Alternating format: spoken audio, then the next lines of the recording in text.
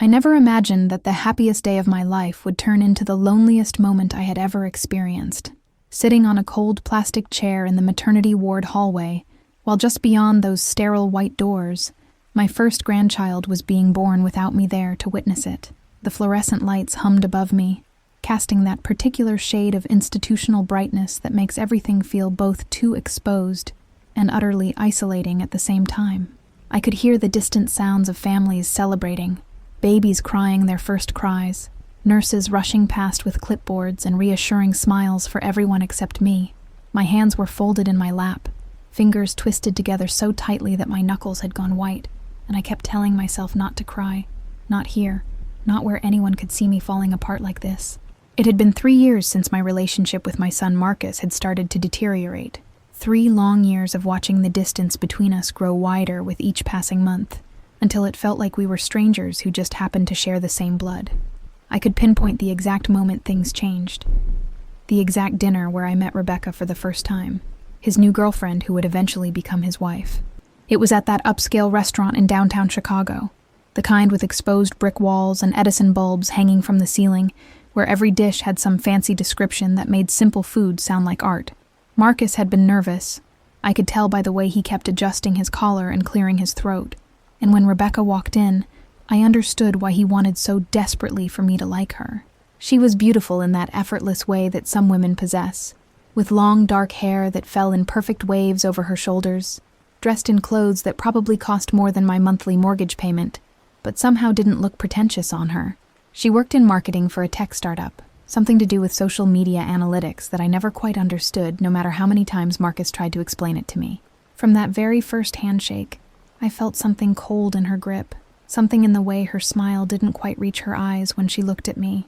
I tried to push the feeling away, told myself I was just being an overprotective mother, that no woman would ever be good enough for my son in my biased estimation. But as dinner progressed, and I watched her subtly correct Marcus on details of stories he was telling, watched her order for him without asking what he wanted, watched her check her phone repeatedly while I was mid-sentence, that initial instinct hardened into certainty. I tried to be diplomatic. I really did. After they left that night, I waited a full week before saying anything to Marcus, and even then I chose my words so carefully, approaching the subject like I was diffusing a bomb. We were having coffee at his apartment, that small one-bedroom in Lincoln Park with the view of the park where he used to play as a child, back when we lived just a few blocks away and his father was still alive.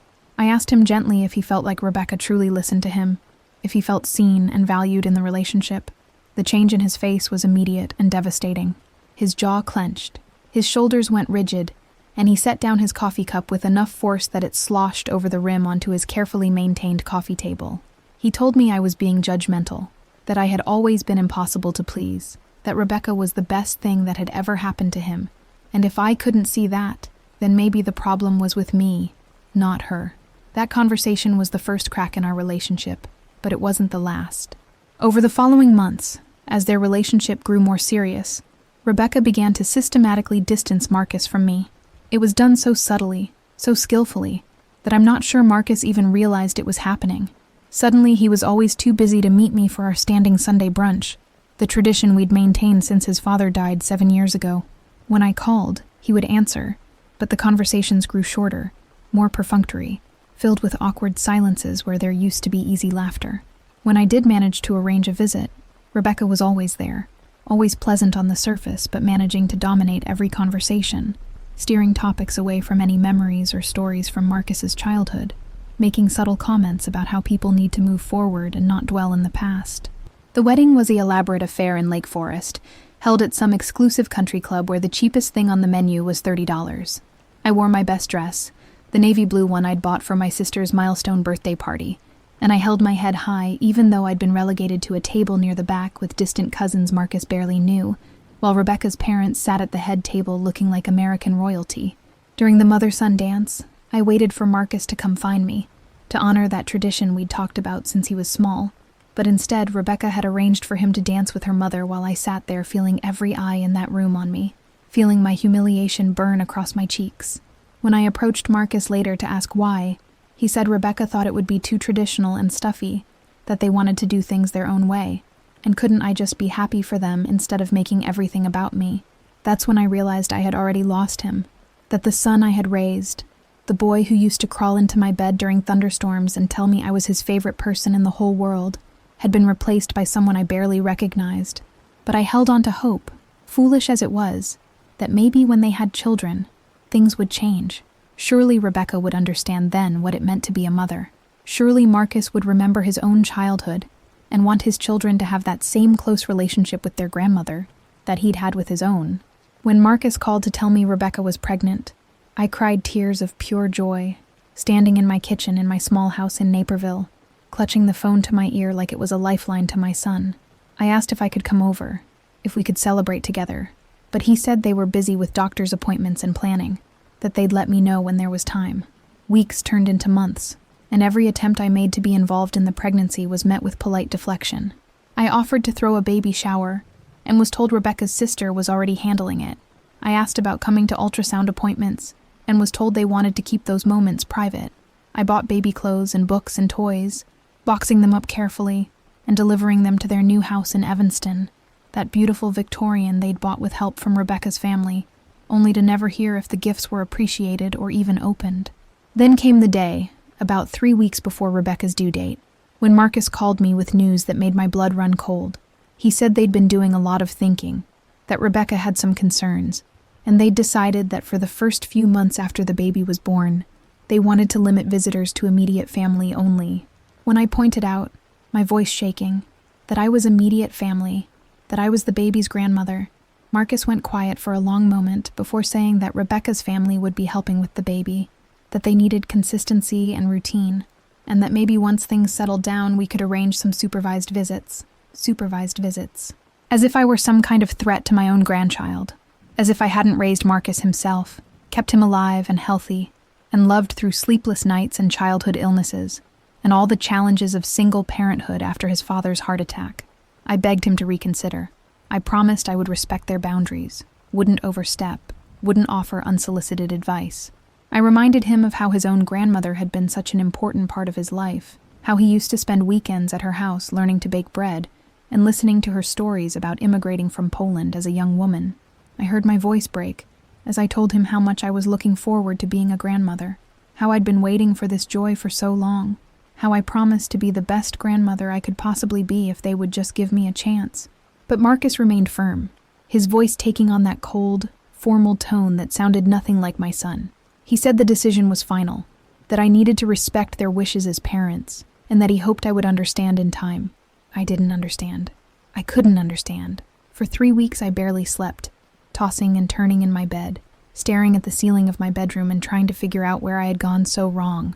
I replayed every interaction with Rebecca, every conversation with Marcus, searching for the moment I had failed so catastrophically that my own son would cut me out of his child's life. I called my sister Linda in Boston, sobbing so hard she could barely understand me, and she was furious on my behalf, telling me to get a lawyer, to fight for grandparents' rights. But I couldn't imagine taking my son to court, couldn't imagine making this rift even wider than it already was. Then, on a cold November afternoon when the wind off Lake Michigan was sharp enough to cut through even the heaviest coat, my phone rang with a number I didn't recognize. When I answered, a calm female voice informed me that Rebecca had gone into labor and been admitted to Northwestern Memorial Hospital. I didn't even ask who was calling or why they were informing me. I just grabbed my purse and keys and drove into the city with my heart pounding so hard I could feel it in my throat. I told myself that surely Marcus would want me there now, that in the actual moment of his child's birth, he would remember that I was his mother, that I loved him, that I deserved to be part of this monumental moment. The traffic was terrible. Rush hour in downtown Chicago always is, and I gripped the steering wheel so tightly my hands ached, willing every red light to turn green, every slow driver to move out of my way. When I finally made it to the hospital and found the maternity ward, I approached the nurse's station with what I hoped was a confident smile, explaining that my daughter-in-law was in labor and giving Rebecca's name. The nurse, a kind-looking woman in her 50s with graying hair pulled back in a practical bun, checked her computer and then looked up at me with an expression that made my stomach drop. She said very gently that she was sorry, but there was a note in the file that only specific approved visitors were allowed, and my name was not on that list. I felt the world tilt sideways. I asked her to check again, told her there must be some mistake, that I was the baby's grandmother. She looked genuinely sympathetic, but shook her head, saying she couldn't override the parents' explicit wishes, that she could lose her job if she did. I asked if I could at least wait in the hallway, if I could just be nearby in case Marcus changed his mind, and she hesitated before nodding slowly, gesturing to a row of chairs along the far wall. So that's where I sat, on that uncomfortable plastic chair that seemed designed to make you want to be anywhere else, watching families come and go, watching fathers pace nervously and grandparents arrive with balloons and flowers and faces full of joy. Hours passed. The afternoon light fading through the windows turned to evening darkness, and still I sat there, my phone clutched in my hand in case Marcus called or texted. I watched a young couple down the hall embrace as they met their newborn for the first time, saw the young man's parents rush forward with tears streaming down their faces, all of them wrapped up in this perfect moment of family togetherness. The contrast to my own situation was so stark, it felt like a physical pain in my chest. Every time a nurse came through the doors to the delivery area, I would straighten up, hopefully, thinking maybe this time someone would come tell me I could go in, that Marcus had asked for me. But no one came. No one even acknowledged I was there. Around 8 o'clock that evening, I saw him. My father, shuffling down the hallway with that careful gait he'd developed since his hip replacement surgery 2 years ago. He was wearing his old brown cardigan that I'd tried to get him to throw away 100 times, the one with the stretched pockets and the missing button, and his wispy white hair was uncombed as usual. I had no idea why he was at the hospital, no idea how he even knew I was there. Later, I would find out that Linda had called him, worried sick about me after I'd hung up on her without explanation, and then hadn't answered any of her subsequent calls. He'd driven 45 minutes from his retirement community in Schaumburg, through traffic and darkness, at 83 years old with his night vision not what it used to be. When he saw me sitting there alone, he stopped walking, and just stood there for a moment, taking in the scene with those sharp blue eyes that age had done nothing to dim. He saw my red-rimmed eyes, my crumpled tissue clenched in one hand, my purse sitting on the chair next to me like I was trying to save a seat for someone who would never come. He saw me sitting alone on what should have been one of the happiest days of my life, excluded from my own grandchild's birth, and his expression went through a series of changes that I recognized from my childhood. The face he made when he was working very hard to control his anger.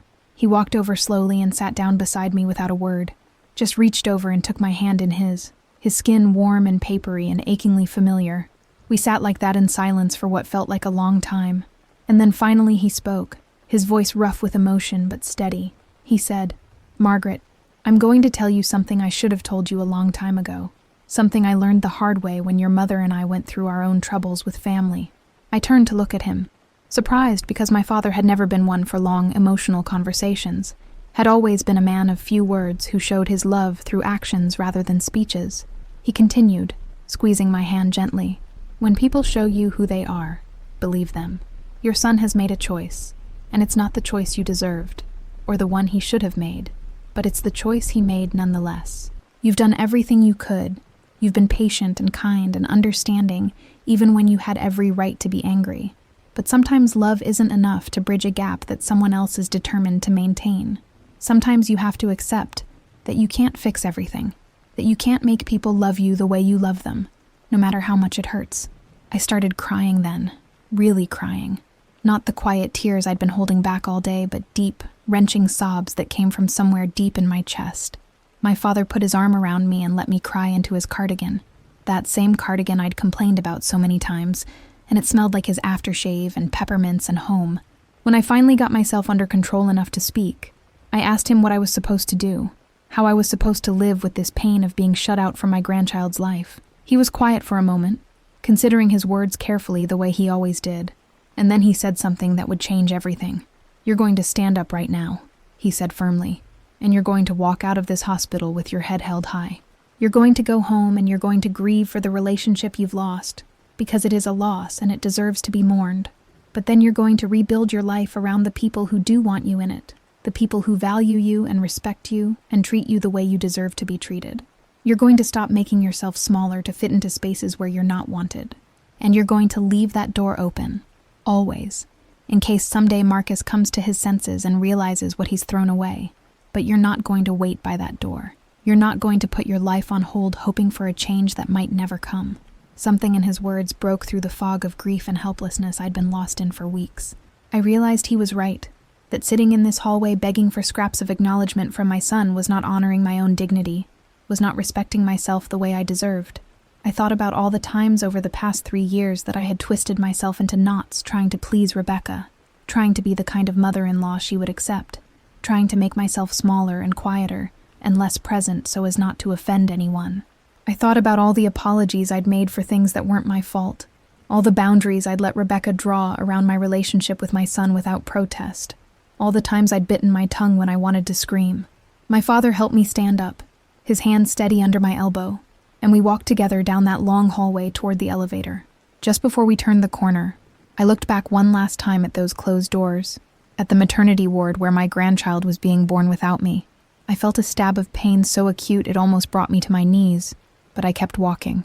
My father had driven me there in his old Buick that smelled like the cherry air fresheners he bought in bulk from the dollar store, talking quietly about everything and nothing, about the weather and the traffic, and his new neighbors at the retirement community, giving me time to process what had just happened, what I had just chosen to walk away from. When we got to my house, he came inside and made me tea, rummaging through my kitchen cabinets with the familiarity of someone who had helped me move into this house 10 years ago, who had painted the living room walls with me and installed the new ceiling fan in the bedroom. He made me eat some toast even though I insisted I wasn't hungry, standing over me like I was a child again until I'd finished every bite. And then, as he was getting ready to leave, he hugged me tight and said, "Your mother would be proud of you, for loving Marcus so fiercely, yes, but also for knowing when to love yourself more." The days after that were some of the darkest of my life. I went through the motions of my daily routine, getting up and going to my job at the community college where I worked in the admissions office, smiling at students and helping them navigate financial aid paperwork, and then coming home to my empty house where every corner seemed to echo with memories of Marcus as a child. I thought about calling, about sending a text to ask if the baby was healthy, to ask for a photo, for any scrap of connection to this grandchild I would never know. But every time I reached for my phone, I remembered my father's words about dignity, about not waiting by doors that were firmly closed against me. Linda called me every day, sometimes twice a day, checking on me with the fierce protectiveness of an older sister who had always looked out for me. She offered to fly out from Boston, to come stay with me for a few weeks, but I told her I needed to figure out how to do this alone, how to rebuild my life from the ground up. She told me she'd posted on a few online support groups for grandparents who had been cut off from their grandchildren, and apparently my situation was far more common than I'd ever imagined. There were thousands of us out there, maybe hundreds of thousands, grandparents who had been deemed unworthy or inconvenient or problematic by their adult children, and exiled from their grandchildren's lives.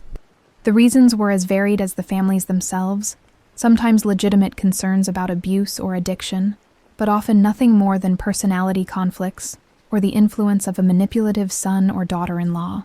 I joined one of those support groups online, typing out my story with shaking fingers, fully expecting judgment or criticism, for someone to tell me I must have done something terrible to deserve this treatment. Instead, I found compassion and understanding from people who knew exactly what this particular brand of grief felt like. They understood the special pain of being cut off from a child you'd never even met, the torture of wondering what they looked like, whether they had my eyes or Marcus's smile, whether they were healthy and happy. They understood the shame of having to explain to friends and coworkers why you weren't gushing about your new grandchild, why you didn't have photos to show off on your phone. They understood the awful limbo of not knowing whether to buy birthday presents or Christmas gifts, whether any gesture of love would be accepted or returned unopened like the baby gifts I'd sent. Through that support group, I found a therapist who specialized in estranged family relationships, a woman named Dr. Patricia Chen, who had an office in Oak Park filled with comfortable chairs and warm lighting that made it easy to talk about painful things. In our first session, I sobbed through the entire hour, barely able to articulate what had happened, and she just listened with patient compassion, handing me tissues and never once looking at her watch or seeming impatient with my grief. In subsequent sessions, she helped me understand that Marcus's rejection of me was not a reflection of my worth as a mother or as a person, that I had done the best I could with the tools and knowledge I had, and that sometimes good parents end up estranged from their children for reasons that have nothing to do with the quality of their parenting. She also helped me understand something I'd been resisting, which was that Rebecca's behavior showed clear signs of someone who viewed relationships as zero-sum games, who needed to be the center of Marcus's universe and saw me as competition rather than support. Dr. Chen explained that some people, often due to their own childhood wounds or insecurities, cannot tolerate their partner having close relationships with anyone else, even their own parents. They systematically isolate their partner from friends and family, not through obvious abuse but through subtle manipulations, playing the victim, creating conflicts and then positioning themselves as the reasonable one while painting everyone else as difficult or demanding or unstable. This insight was both validating and heartbreaking, because it meant that my instincts about Rebecca from that very first dinner had been correct. But it also meant that Marcus was likely so enmeshed in this dynamic that he couldn't see it clearly. Dr. Chen warned me that trying to point this out to him directly would only push him further away, that the only thing I could do was wait and hope that eventually he would see the pattern himself. She said that sometimes it took years, sometimes decades, and sometimes the person never woke up to what was happening. The uncertainty of it was agonizing, but at least I felt like I finally understood what I was dealing with. The holidays that year were torture. Thanksgiving I spent with Linda and her family in Boston, flying out there and being surrounded by the noise and chaos of her 3 children and their various friends and activities. It was a welcome distraction, but every moment of joy was undercut by the knowledge that somewhere in Chicago, Marcus was celebrating with his new family. His daughter, my granddaughter, was experiencing her first holiday season, and I wasn't part of it. Christmas was even worse. I stayed in Chicago that year, volunteering at a soup kitchen on Christmas Day, serving meals to homeless families, and trying to find meaning in helping others even as my own heart was breaking. Marcus sent me a text on Christmas morning, the first communication I'd had from him in over a month. It said simply, "Merry Christmas, Mom. Hope you're doing well." No mention of the baby, no photo, no acknowledgement of the gaping wound in both of our lives. I stared at that text for hours, drafting and deleting responses, trying to find words that would convey my love without being accusatory, my pain without being manipulative, my desperate need for reconnection without seeming demanding. Finally, I settled on, "Merry Christmas, Marcus. I love you, and I'm here whenever you're ready to talk." He never responded. Through all of this, my father was my rock. He came over every Sunday for dinner, a tradition we established without discussing it, and we would cook together and eat and watch old movies or just talk about nothing in particular. He never pushed me to talk about Marcus if I didn't want to, never offered unsolicited advice, just provided steady, dependable presence in my life. One evening in late January, about 3 months after the baby was born, he asked me what I was doing with all the energy I'd been planning to pour into being a grandmother. It was such a simple question, but it stopped me cold because I hadn't thought about it that way. I'd been so focused on what I'd lost that I hadn't considered what I might gain from redirecting that love and attention elsewhere. That question started me on a new path. I began volunteering at a local elementary school, helping kids with reading comprehension 2 afternoons a week.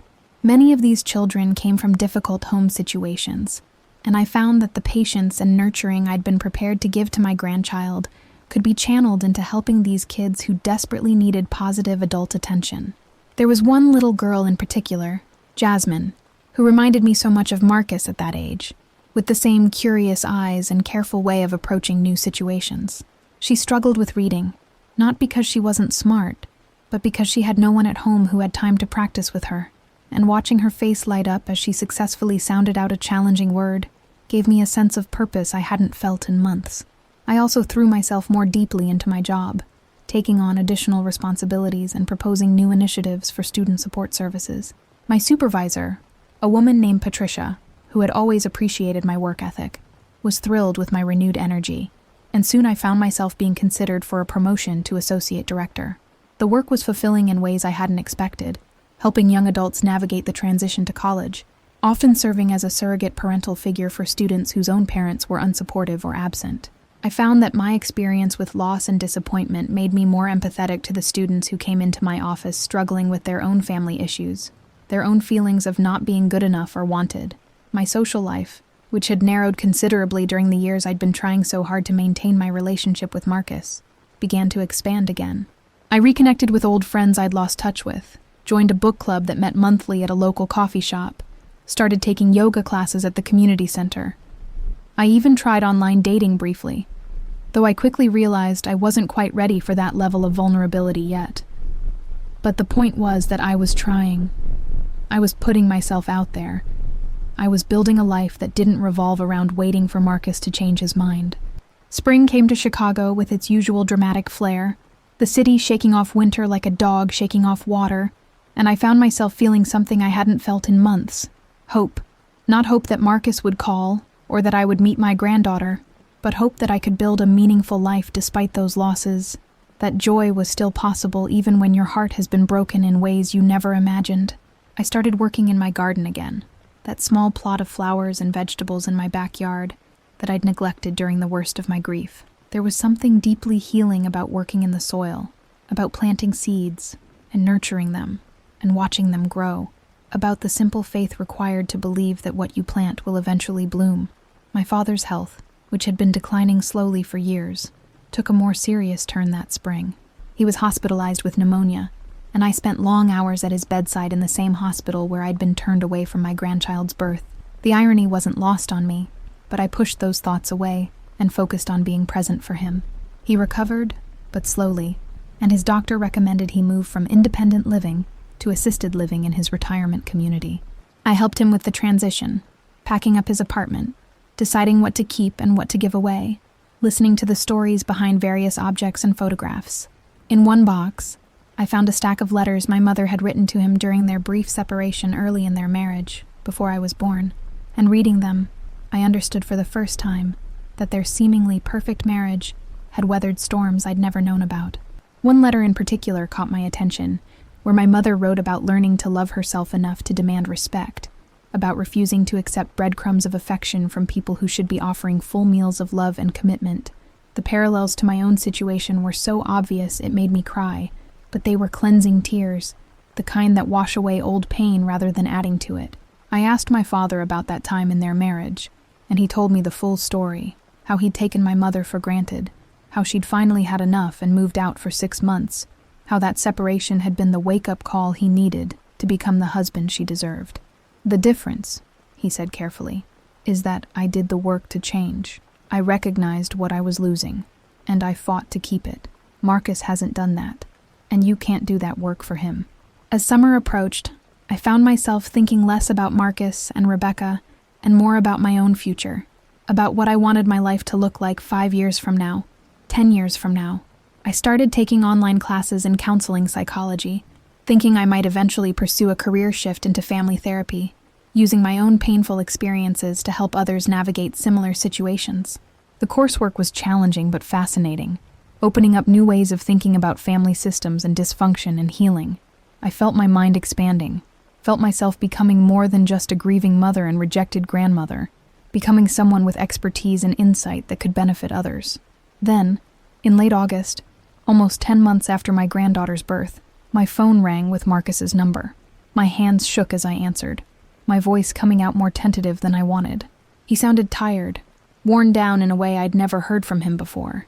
He said he was calling to let me know that he and Rebecca were having problems, that things had been difficult since the baby was born, that he'd been doing a lot of thinking about his life and his choices. My heart started pounding, hoping this was the breakthrough I'd been waiting for, but I forced myself to stay calm, to listen without jumping in with all the things I'd been dying to say for months. He told me that Rebecca had been struggling with postpartum depression, that she'd become increasingly controlling and paranoid, convinced that everyone was judging her parenting, that she'd pushed away not just me, but several of her own family members as well. He said he'd suggested couples counseling, and she'd refused, said he'd tried to talk to her about letting me meet the baby, and she'd threatened to leave him if he went behind her back. He sounded lost, this man who used to be my confident, capable son, and every maternal instinct in me wanted to drive over there immediately and fix everything. But I remembered Dr. Chen's advice, remembered my father's wisdom, and instead, I just listened and offered support without pushing my own agenda. I asked him how the baby was, and for the first time since she was born, he talked to me about her. Her name was Emma Rose, and from his description, she sounded beautiful, with dark hair like Rebecca's and blue eyes that might turn brown like his or stay blue like mine. He told me she was starting to crawl, that she had the most infectious laugh, that being her father was the most amazing and terrifying experience of his life. I could hear the love in his voice, and also the sadness, the awareness that he'd kept us apart for reasons that now seemed less clear than they had when Rebecca was in his ear constantly. I told him very gently that I would love to meet Emma, that I had always wanted to be part of her life, but that I understood he was in a difficult position, and I didn't want to make things harder for him. I said that whatever he decided, I would support him, that I loved him unconditionally, even when I didn't agree with his choices. He was quiet for a long moment, and then he said something that made my breath catch. He said, "I think I made a terrible mistake, Mom. I think I let Rebecca convince me that you were the problem when really, I was just too scared to stand up to her. And now, I don't know how to fix it." We talked for over an hour that night. Really talked for the first time in years. I didn't lecture him or say I told you so, even though part of me desperately wanted to. Instead, I shared some of what I'd learned in my psychology courses about healthy relationships and boundaries, about the difference between supporting your partner and being controlled by them, about the importance of maintaining connections to your family of origin, even as you build a new family. I told him about my own growth over the past months, about the therapy and the volunteer work, and the ways I'd rebuilt my life. I wanted him to see that I was okay, that I was strong, that I didn't need him to save me or take care of me, but that I would always want him in my life if he wanted to be there. He asked if we could meet for coffee the following week, just the two of us, to talk more. I agreed, my heart full of cautious hope, careful not to expect too much too quickly, but unable to completely suppress the joy of having my son reaching out to me again. That coffee date turned into a regular weekly meeting, just Marcus and me at a small cafe halfway between our houses, slowly rebuilding the foundation of our relationship. He told me more about the struggles in his marriage, about Rebecca's increasing isolation and anger, about how he felt trapped between his love for his daughter and his realization that his marriage might not survive. I listened and offered perspective when asked, but mostly I just tried to be present, to be the stable, loving mother he needed as he navigated this difficult time. It was Marcus who finally insisted that Rebecca needed to let me meet Emma, that keeping us apart was hurting everyone and wasn't sustainable. He said he'd put his foot down, told Rebecca that this was non-negotiable, that if she couldn't accept me being part of Emma's life, then they had bigger problems to address. According to Marcus, Rebecca had initially threatened to leave, but he'd called her bluff, said that if it came to that, they would work out custody arrangements that would allow him to introduce Emma to whomever he chose during his parenting time. Faced with that ultimatum, Rebecca had backed down, though Marcus warned me she wasn't happy about it, and I should expect her to be cold and hostile. The first time I met Emma, she was just over a year old, taking wobbly steps, and babbling in that incomprehensible language that only babies speak. Marcus brought her to my house on a Saturday afternoon, without Rebecca, and I had spent the entire morning cleaning and preparing, setting up a safe play area in my living room with toys I'd slowly been collecting, despite not knowing if I'd ever get to use them. When Marcus walked through my door carrying that little girl, I felt like my heart might burst right out of my chest. She looked at me with those serious blue eyes, assessing this stranger in that careful way children have, and when I held out my arms tentatively, she reached for me without hesitation. Holding her for the first time, feeling her small solid weight in my arms, smelling that distinctive baby smell of shampoo and milk and pure innocence, I understood viscerally what I had been missing, what had been stolen from me for over a year, but I also understood that if I held on to that anger and resentment, if I let the bitterness of what I'd lost poison the joy of what I was finally gaining, then Rebecca would win even in defeat. So I made a conscious choice in that moment to focus on the present, on this beautiful child who was finally in my arms, on my son who was watching us with tears streaming down his face, on the possibility of building something new from the wreckage of what had been broken. Emma and I fell in love with each other quickly, the way grandmothers and grandchildren sometimes do. I started having regular visits with her, sometimes at my house, sometimes at the park, sometimes just going for walks around the neighborhood with her in her stroller. Rebecca never joined us for these visits, maintaining her distance and her disapproval, but Marcus stood firm on the arrangement. He was in individual therapy now, working through his own issues around conflict avoidance and the ways he'd been manipulated, and I could see him getting stronger, more confident, more like the man I'd always known he could become. The situation with Rebecca continued to deteriorate. Marcus eventually filed for divorce when she refused to engage in any kind of couples counseling or acknowledge the problems in their relationship. The divorce was ugly, with Rebecca fighting him on custody and trying to use me as ammunition, claiming that Marcus was prioritizing his mother over his daughter's mother, that I was a negative influence. But Marcus had documentation of her increasingly erratic behavior, and the judge awarded them joint custody, with Marcus getting slightly more time due to Rebecca's refusal to participate in court-ordered therapy. It was painful to watch my son go through this dissolution of his marriage, especially knowing that part of the conflict was over me, but he reassured me repeatedly that the problems went much deeper than my presence in Emma's life, that he was finally seeing patterns of behavior that had been there all along, but that he'd excused or minimized. Through all of this, my relationship with Emma deepened. I had her overnight once a month, and we developed our own rituals and traditions. Saturday morning pancakes shaped like animals, afternoon tea parties with her stuffed animals, bedtime stories read in silly voices that made her giggle uncontrollably. She started calling me Grandma naturally, without prompting, and the first time she said it, I had to excuse myself to the bathroom to cry happy tears. I took thousands of photos, documenting every stage and milestone that I'd missed in her first year, determined never to take a single moment for granted again. My father, who was now 94 and increasingly frail, got to meet Emma finally, his great-granddaughter, and watching them together was one of the most bittersweet joys of my life. He held her carefully in his lap, his gnarled old hands gentle on her small body, and told her stories about his own childhood growing up on a farm in rural Wisconsin, about the great-great-grandmother she'd never meet.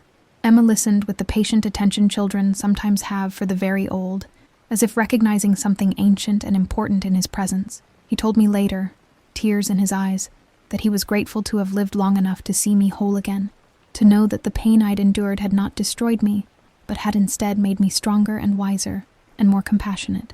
Looking back now, several years after that terrible day sitting alone in the hospital hallway, I can see how that moment of complete desolation was also a turning point, the place where I stopped waiting for other people to give me permission to live my life fully. The relationship with Marcus isn't perfect now. We still have moments of tension and disagreement, but it's built on a much more honest foundation than it was before. He's remarried now to a woman named Sarah who works as a nurse, and who welcomed me into their blended family with genuine warmth, who sees my relationship with Emma as an asset, rather than a threat. Rebecca has her own life now with a new partner, and while she and I will never be close, we've managed to establish a civil relationship for Emma's sake, coordinating schedules and attending school events together with minimal drama. Emma is 6 now, smart and funny, and full of the same curiosity Marcus had at that age. She spends every Sunday with me, a tradition that I guard fiercely, and she started to ask questions about the first year of her life, about why there are no photos of her with me when she was a baby. I've told her age-appropriate versions of the story, about how sometimes grown-ups make mistakes and need time to fix them, about how love doesn't always look the way we expect it to, but that it endures even through difficult times. She accepts this with the resilience children have, more interested in our present relationship than in the complicated past that preceded it. The lessons I learned during those dark months continue to shape my life in unexpected ways. I finished my degree in counseling psychology and now work part-time as a family therapist, specializing in estrangement and relationship repair, using my own painful experience to help others navigate similar situations. I facilitate a support group for grandparents dealing with alienation from their grandchildren, and I've seen firsthand how healing it can be for people to share their stories with others who truly understand, to know they're not alone in their grief. I've learned that healing doesn't mean forgetting or pretending the pain didn't happen, but rather integrating that pain into your life story in a way that makes you more empathetic and more resilient. My father passed away last year at the age of 95, peacefully in his sleep at the assisted living facility, and at his funeral I talked about the wisdom he'd given me that night in the hospital, about knowing when to fight and when to walk away, about loving yourself enough to demand respect, about keeping doors open but not waiting endlessly by them. Emma helped me plant a tree in his memory in my backyard, a red maple that will grow tall and strong and provide shade for generations to come. Every fall when its leaves turn brilliant crimson, I'll think of him, and of that terrible, transformative night, when he showed me that sometimes the most loving thing you can do is to value yourself enough to walk away from people who don't value you, trusting that real love will always find its way back if it's meant to.